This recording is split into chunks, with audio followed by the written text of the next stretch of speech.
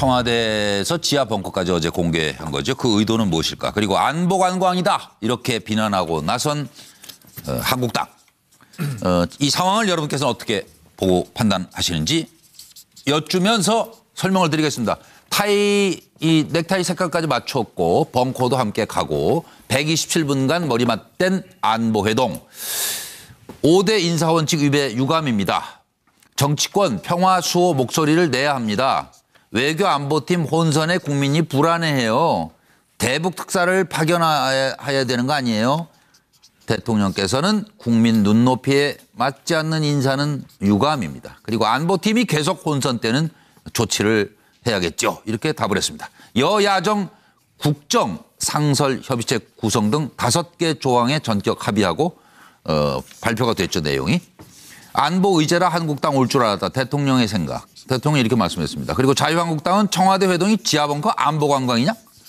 속빈 강정이에요? 이렇게 비판하고 나섰고, 더불어민주당은 국군의 날 행사에까지 불참한 홍준표 대표 유감이에요. 그리고 문재인 특보는 한미동맹이 깨진다 해도 한반도의 전쟁은 안 된다. 이런 얘기를 하니까 야3당이 강하게 비판하고 나섰고, 홍준표 대표는 이 왕특보의 마구잡이 발언에 소름이 끼칩니다. 라고 얘기했습니다. 들어보시겠습니다.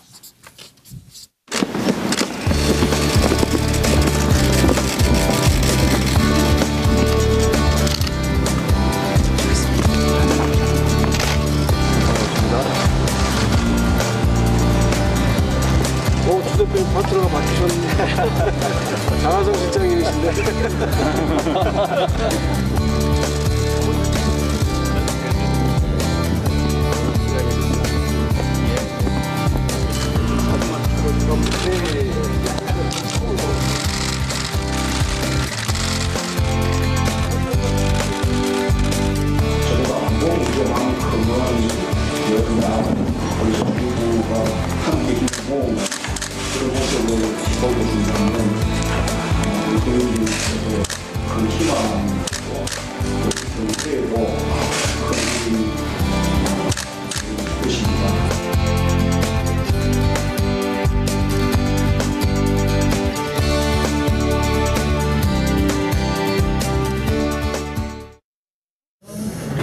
어제 대통령과 여야 4당 대표 만찬은 북한의 현실적 핵무기 앞에서 국민을 안심시킬 실질적 대책은 없이 한가한 벙커 구경 수준으로 끝났다고 평가를 합니다.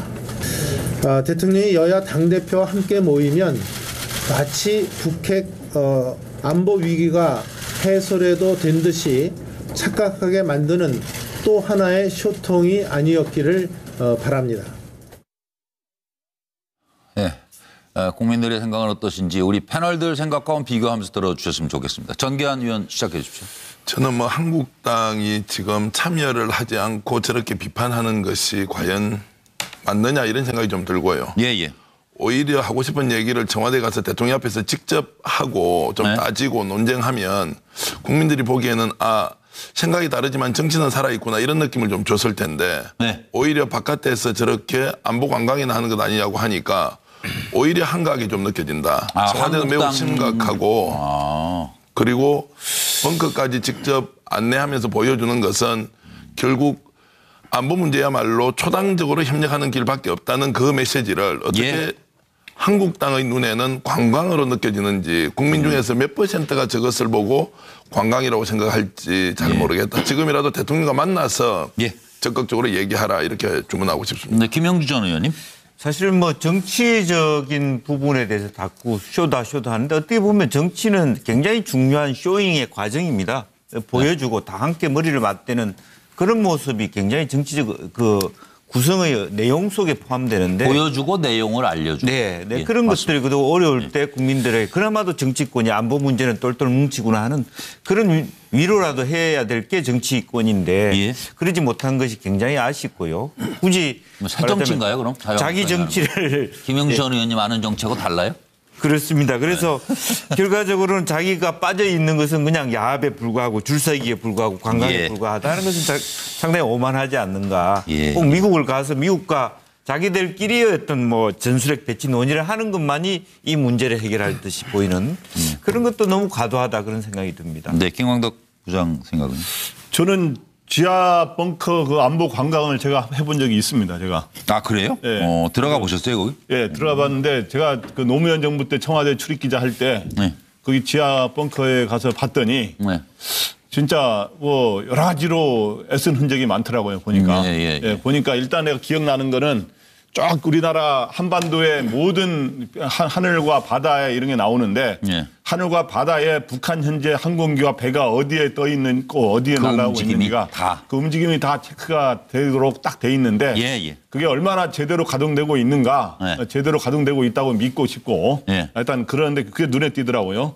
그래서 그 한국당이 근데 이 안보관광이라고 한 거는 예. 아마 한국당의 지금 지도부들이 그거를 본 사람이 별로 없는 거 아닌가. 아, 그래요? 그래서 저는 안보관광이라고 제가 표현을 그렇게 한 거지. 예. 그 안보 이런 문제를 갖고 관광이라고 하는 거는 희화시키는 건 바람직하지 않은 것 같아요. 여기 관광지예요? 관광이 어디 아니잖아요. 신청하면은 갈 수 있어요? 아니 그렇지 않죠. 그렇지 않아요? 청와대에서 네. 관광이래잖아요. 일반 관광지. 청와대에서도 그 고위 관료들만 가고 우리 네. 기자들한테는 우리나라 언론에서 대표적인 언론에 있는 사람들이 이렇게 생긴 거 좀 보십시오라 해서 본 거지. 거기 들어갔다 못 나오게 되거나 그런 건 없어요? 이제 지하에서 있는 이유는 북한의 공격으로 또 막기 위해서 한 거고 네. 철저하게 돼 있어요. 그게. 옛날에도 젊을 때 그 뭐 국가정보원 편에 예. 안기부인가? 예. 그때 한번 어디 갔더니 저 안내해 준 사람이 그러던데요. 지하로 내려가서 그냥 왔다 갔다 하다 못 올라오는 수가 있다고. 예. 청와대 보고 그냥 그럴 리는 없고. 어쨌든 이거를 안보 관광이라 하는 거는 예. 일단 바람직한 표현이 아니고 예, 너무 이거를 희화하고 본인들도 보지 못하니까 깎아내리려는 게 아닌가 이런 생각이 들고요. 예, 정리. 그래서 종합적으로 정리를 하자면 예.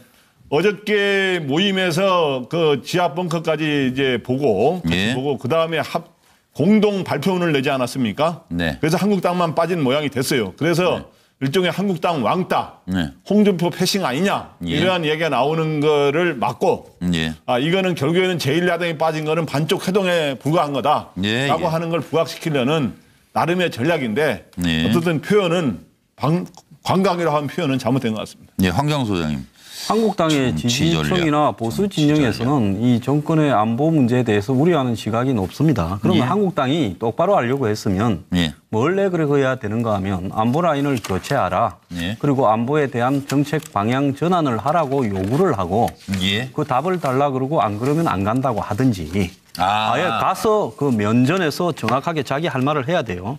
그런데 안철수 대표 같은 경우에도 앞에서는 안보 라인 교체 등을 이렇게 말할 것처럼 하더니만 가서 한 말을 보면 안보 라인 교체에 버금가는 인력 보강을 해서 이 국민이 듣는 게 도대체 이 무슨 말을 하나. 대통령 앞에 가면 말이 저래 바뀌는가 하는 우려도 있었습니다. 그래서 그런 말을 분명하게 하든가 해야지. 1대1 면담을 요구했다가 안 되니까 안 한다라고 한 부분은 매우 잘못됐다. 처음부터 안 하면서 명확한 안보에 대한 요구 조건을 내걸어야 되고요. 예. 안 그러면 할라 했으면 뭐 몇 명이 만나든지 가서 앞에서 말을 해야 되는 거죠. 그런데 정권의 입장을 해서는 지금 손발이 맞지 않고 안보 문제에 대해서 말이 바뀌고 평화를 이야기하면서 지금 그 부분을 할 수 있는 실질적인 방법을 제시하지 못하고 있는 부분 속에서 벙커에 갔다라는 부분이 보여주기라는 비판이 나오는 것은 감수해야 된다고 저는 봅니다. 알겠습니다. 그리고 또 그런 어떤 부분에 대한 실체와의 괴리가 있는 것도 분명한 사실이에요. 그래서 벙커를 보여주는 만큼 실제로 안보에 있어서 실질적인 대안을 국민들 앞에 발표하는 겁니다. 밝혀라. 예. 정기남 소장. 예, 하여튼 그 앞서도 말씀드렸습니다만 정치라는 게 모름지기 상대하고 타협이고 결국 만남을 통해서 이루어지는 거잖아요. 근데 한국당 어제 가지 않았어요. 고춧가루 뿌리고 기본적으로 고춧가루를 뿌리고 싶은 거죠. 저는 기본적으로 어제 그 청와대 회동의 의미가 결국은 초당적 안보 대처 를 합의하는 자리였죠. 협의하는 자리였잖아요. 국민이 그러면 좀 안심을 하실 거예요. 그렇지 않습니까? 그런데 제1야당이라고 하는 무거운 책임을 가지고 있는 홍준표 대표는 불참했단 말이에요. 이건 국민들이 보기에는 이게 뭐 떼쓰는 것 같고 무책임해 보이고. 만나면 국민이 불안할까 봐 안 가시나요? 그런가요? 내가 가면 근데 불안할까. 저는 그 어제 어떤 청와대 일정에도요. 엣지라는 게 있습니다. 뭔가 좀 각을 잡아줘야 되거든요. 근데 안보 대처와 관련해서 저는 NSC 벙커, 이른바 지하 벙커를 야당 대표에게 공개한 건 처음이거든요. 예. 일정의 좀 엣지가 나는 있었다고 봅니다. 상징성이 예. 있었다. 상당히 이례적인. 그리고 실제로 대입이 문서도 보여주면서 뭐 10월 10일, 18일 북한의 뭐 또 추가 도발 상황이라든지 또 미국의 군사 옵션이라든지 이런 부분들을 문재인 대통령이 충분히 안보실장을 통해서 설명한 거로 돼 있거든요. 굉장히 중요한 자리였다고 생각이 들고요. 종합적으로 봤을 때 그럼에도 불구하고 이번 청와대 회동은 절반의 성공이다. 자, 여기서 나왔던 여러 얘기 중에 저는 문재인 대통령이 좀 새겨드려야 된다고 하는 것은 야당 지도자들이 요구했던 외교 안보 라인의 어떤 쇄신.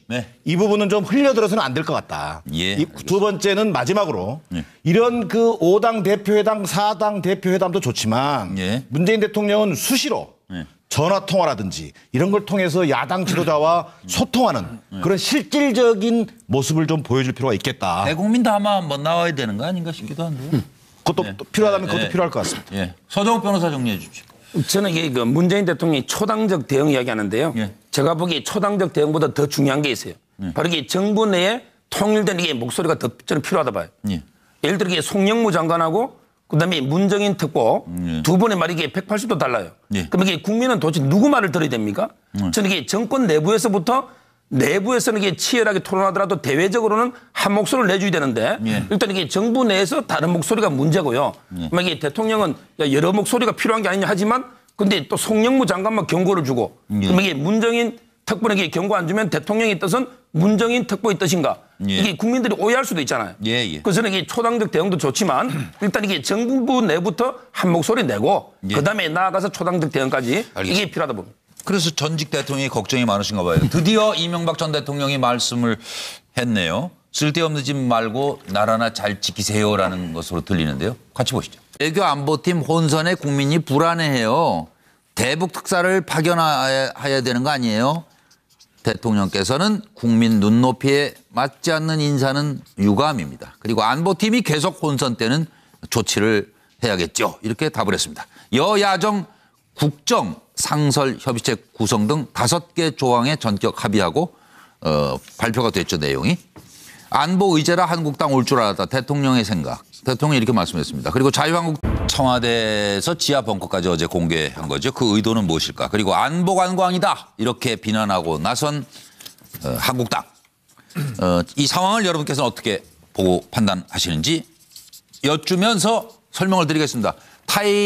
이 넥타이 색깔까지 맞췄고 벙커도 함께 가고 127분간 머리 맞댄 안보회동.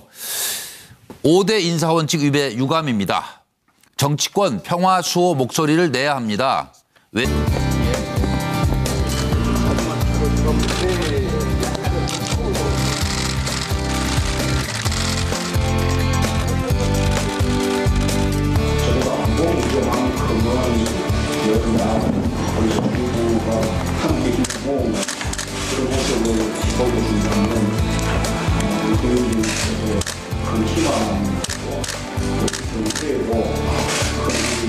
얘기했습니다.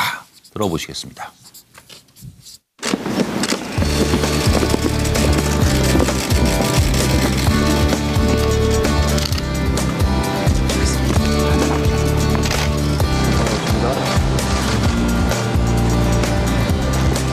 주 대표님 파트너가 바뀌셨네. 장하성 실장님이신데.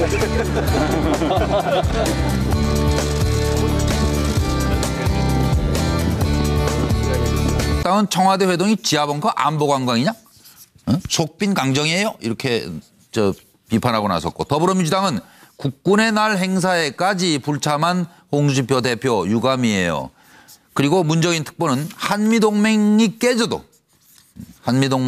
깨진다 해도 한반도의 전쟁은 안 된다. 이런 얘기를 하니까 야3당이 뭐 강하게 비판하고 나섰고 홍준표 대표는 이 왕특보의 마구잡이 발언에 소름이 끼칩니다. 라고